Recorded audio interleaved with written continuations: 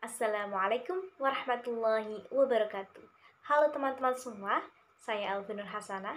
Pada kesempatan kali ini saya ingin memaparkan jawaban saya terkait dengan materi kurikulum dasar pertama, hari pertama. Yang pertama yaitu fun learning. Fun learning merupakan proses belajar yang sepenuhnya itu menyenangkan bagi anak. Yang kedua, mengapa sih proses belajar itu harus fun learning?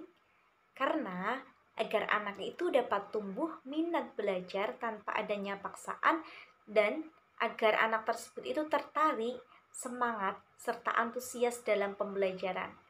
Yang ketiga, tujuan dari fun learning. Tujuannya yaitu menumbuhkan minat belajar anak secara intrinsik. Yang keempat, hukum fun learning di Bimba. Hukum fun learning yaitu wajib ya. Yang kelima, siapa yang harus merasakan fun learning? Yang harus merasakan fun learning adalah si anak. Kenapa sih? Karena anak merasa senang dalam pembelajaran sambil bermain atau bermain sambil belajar. Yang kelima yaitu siapa yang harus merasakan fun learning dan sebutkan alasannya. Yang harus merasakan fun learning adalah anak.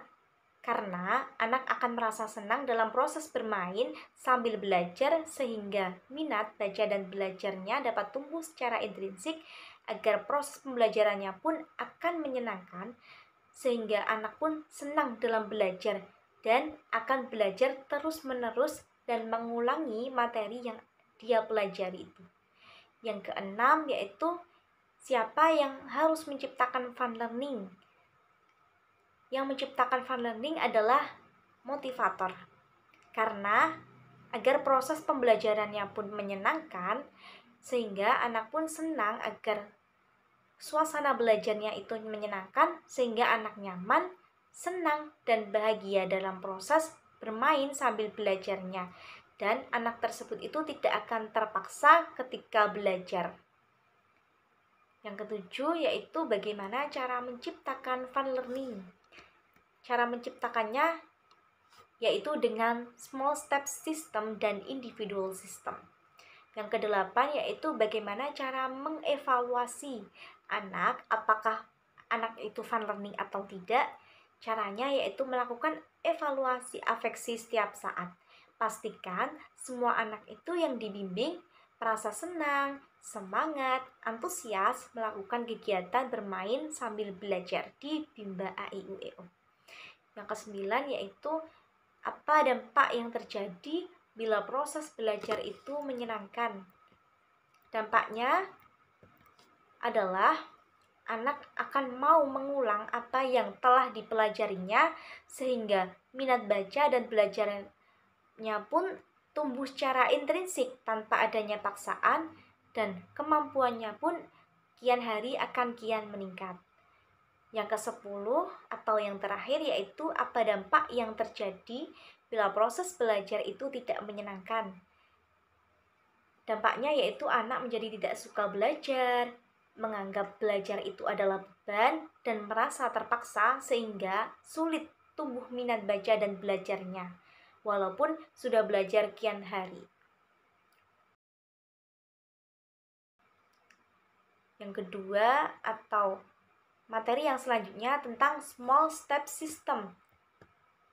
Small step system adalah proses belajar yang dilakukan secara bertahap. Yang kedua, mengapa proses belajar itu harus dilakukan secara bertahap atau small step system? Karena proses belajar harus small step system karena tidak akan tercipta fun learning jika tidak dilakukan dengan cara small step system. Yang ketiga yaitu apa tujuan dari small step system?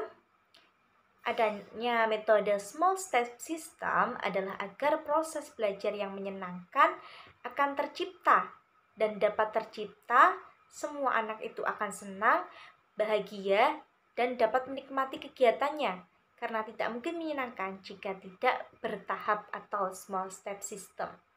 Yang keempat yaitu bagaimana cara agar motivator dapat mewujudkan proses belajar yang small step system. dengan cara menerapkan individual system. Yang kelima, yaitu apa dampak yang terjadi bila proses belajar itu small step system.